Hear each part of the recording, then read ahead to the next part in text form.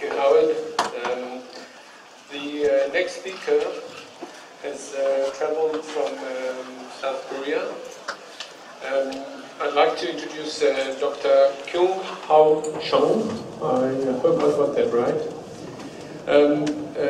Dr. Kyung is the Executive Vice President of KISA, the Korean Internet and Security Agency, and is in charge of information security and personal data protection groups. He majored in industrial and system engineering from Virginia Polytech Institute, the State University.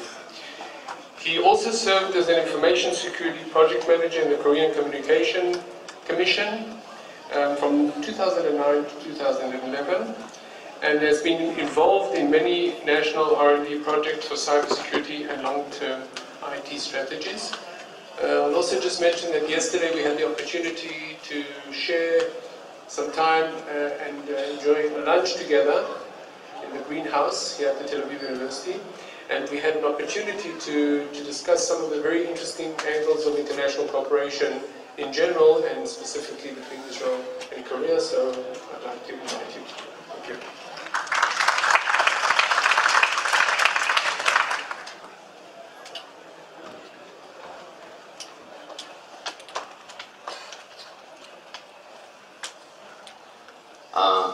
My name is Kyung.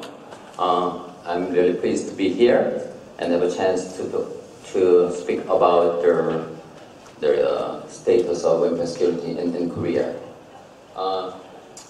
Over the last few years, we have witnessed targeted attack. To be seen as most seriously was the state-sponsored attacks to compromise our critical infrastructure.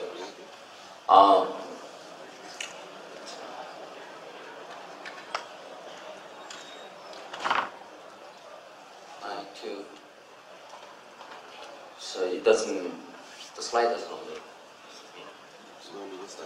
But anyhow, one of the most important lessons that we have learned from the series of this kind of attack is to make our alignment and of the cybersecurity strategies and the framework to this kind of attacks as a whole. Additionally, international cooperation is needed more than responder attacks among CSIRTs. Our effort should be extended to advanced intelligence to prevent and identify the prospective attacks, and we need to some corporate work and rather than merely responding at attacks. The recent shift of we have established the new strategy in terms of cybersecurity based on our experience recently. I will introduce about the shift of our cybersecurity strategies and the subsequent changes that happened this year.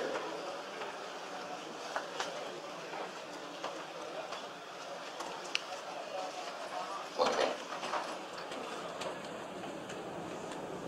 I will start talking about the last few examples that we have experienced couple of last few years. The first one is the attack to the internet banking. Actually, it happened year 2011, and the Dongyup is the second, I think it's the sixth or seventh biggest internet the bank in Korea, and they reported us 1/3 of their servers were damaged, and they lost their account information as a whole. And they couldn't run the business about 18 days. And we found that the main servers actually managed and operated by the subcontractors. Actually, the IBM was the subcontractors. But the thing is, the employer, he used a laptop computer to update or patching the systems, but he downloaded free movies on the internet, and his computer was impacted. And the hacker successfully downloaded some hacking tools as well as eavesdropping softwares. So hackers can identify the intra-networks. Also, he can hear the conversation between the inside the bank or the employers. And we recovered all the evidence, and we analyzed all the malicious code, and we found that that attack originated from the North Korea. Second case of attack is done by happened year 2013. Actually, it's an attack to the media. Mainly, the target was newspaper companies and the broadcasting companies. That attack is also related to some second discrete attack that target to the Blue House, the president Oval Office. It made their homepage defacement, and they saved their internal data, and the hacker posted that data on the internet. And third one is related to the attack to the critical infrastructures, actually known as anti-nuclear power plant group. They attacked the nuclear power plant. They suggested that they compromise their nuclear power plant. Unfortunately, they only compromised 8 pieces, and they failed to penetrate inside the control system. But they posted some information because they compromised the pieces. They successfully saved their blueprint and some other information from the computers. They revealed the information on their SNS and internet.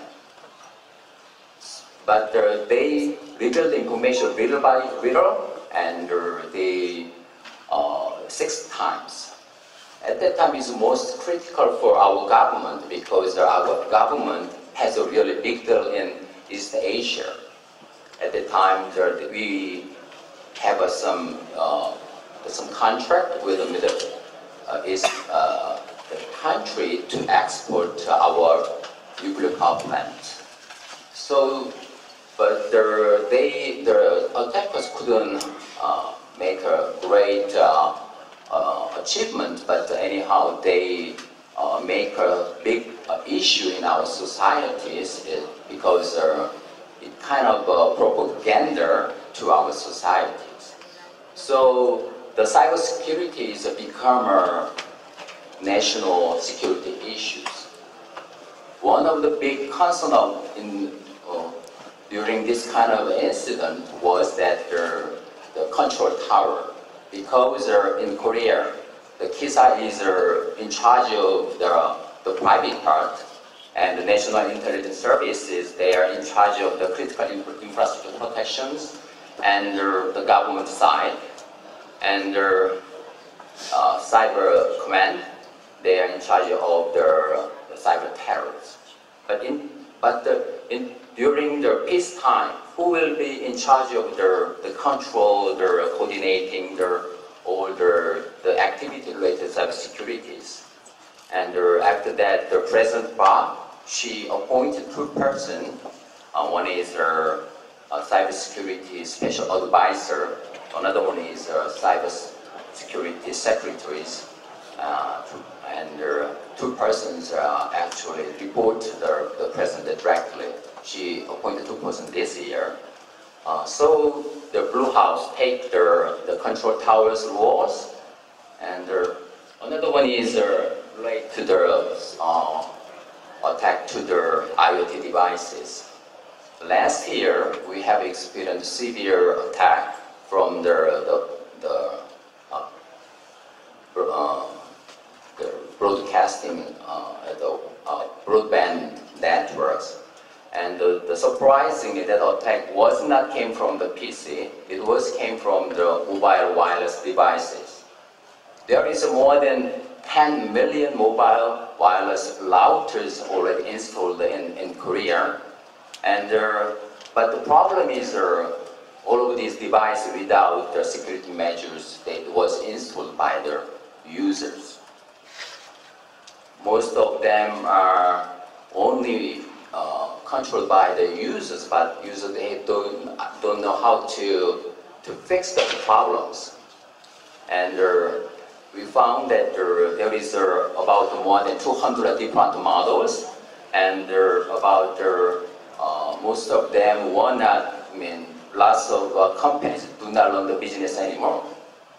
So then in that case, who can handle this kind of issues? Because we dispatch the people to fix the problems, but there are too many devices without any security measures. This year, we have a similar kind of attacks, and the CCTV in Korea, there is more than 10 million CCTVs installed in nationwide, and we have experienced similar kind of experience, and this kind of attacks won't perish in the near future.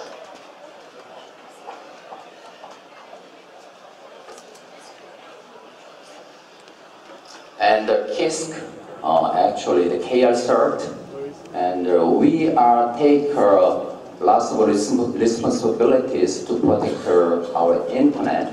We believe that our role is bigger than the typical type of the CERT. We dispatch the people, and we provide the technical support, and we also provide the legal support and advices to the companies if they have encountered any kind of attacks. I only explained some of our activities. The first one is cybersecurity monitoring. We monitor the nationwide, the networks, internet nationwide. All the information came from the ISPs, but we checked if there any kind of symptom of attacks, DDoS attacks, any kind of flux of information. We monitor that 24 hours. And second one is a malicious code finder. It's kind of a test checking of home pages. In Korea, there is more than 250 million home pages. We check the whole home pages every day. Every 2 hours, we check the home page if there is any home page infected by virus. Nowadays, if the malicious code can be installed by download, we check that home page every day. And if you found any home page infected, we call their owners and ask them fix the problem, and sometimes we dispatch our members to resolve the problems. Also, we block the IPs, and we will provide some technical services to the users. Also, the third one is a zombie securing system. We also providing some alarming informing if the PCs are infected. When the users turn on the computer, he can see the power menu if your computer is impacted. It says that your computer is infected. You should go to the CSIRT or vaccine companies to download the patch, to download the update the patches. We also think about making the similar kind of application for the smartphone. This kind of application done with the telephone companies now, and it will be that this kind of service will be started this year. The final one is cyber fraud alert. In our organization, we have a spam trap and smithing traps and honeypot. And we collect all the data from the ISPs and distribute the blacklist to that kind of information to the service providers. And we also have 3-digit number telephone numbers. It's just like emergency code 911, cyber emergency code we call the 118. So people can contact us, and if they need any kind of support, will give us services.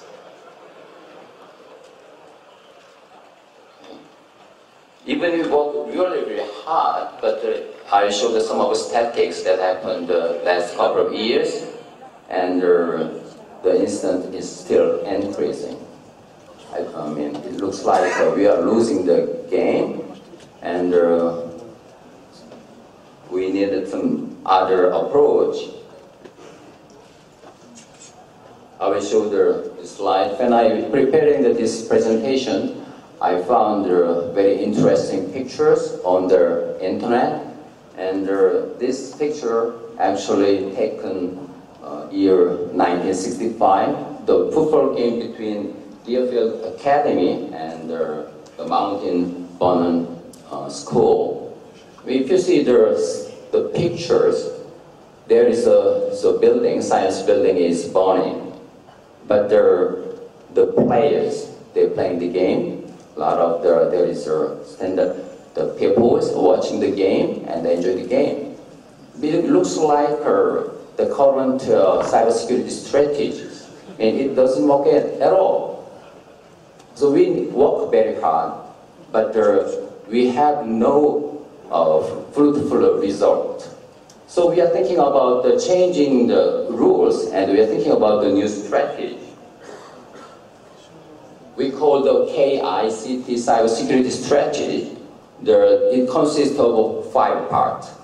The main concept is we need commitment from the cybersecurity industries.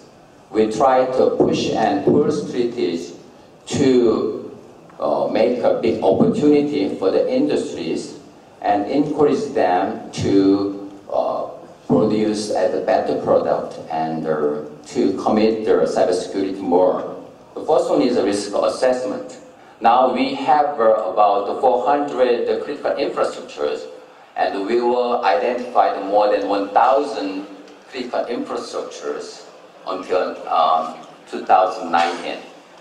And currently we are building the information sharing system we call the CSIRTs, Cyber Threat Analysis System.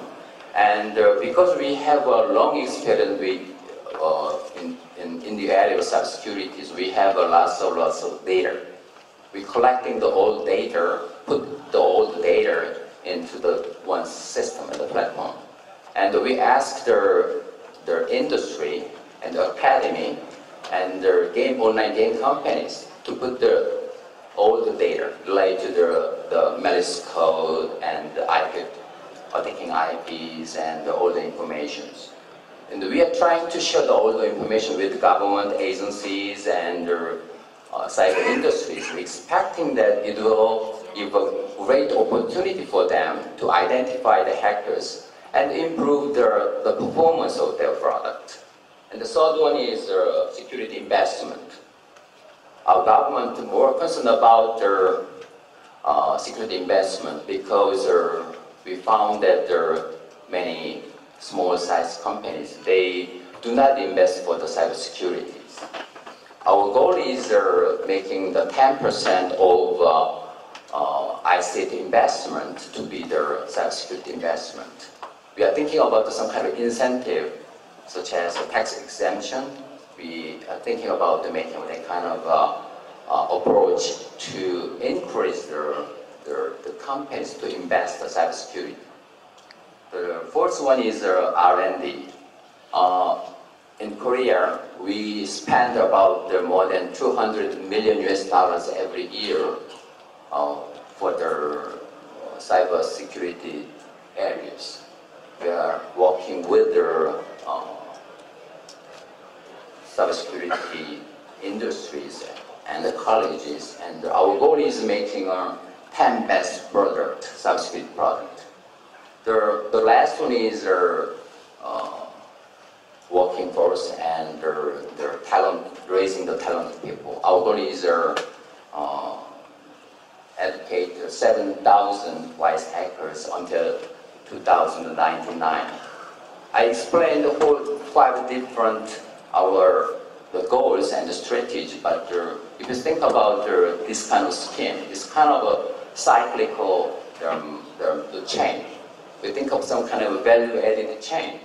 So making the link and improve increase the demand for the cybersecurities and give them give the industry have a chance to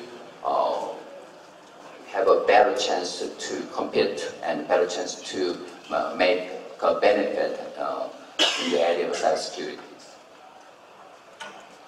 Also, I have a couple of slides there, but that explained in detail, so I just skipped all the slides.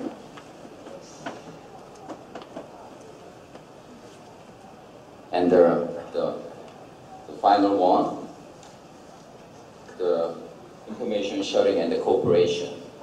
When it comes with the accident, then what is the most important issue?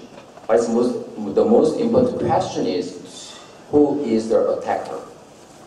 The so-called attribution problem. We have a lot of experience in dealing with cyber attacks. Most cases it's very difficult to identify who is the hacker. We work with many different organizations. We also have worked with the CERT. In many cases, it's really difficult to get the right information. Last year, the Sony Entertainment, they have a severe attack from North Korea. At that period of time, we also have a severe attack from North Korea. I said about the nuclear power plant attack from North Korea.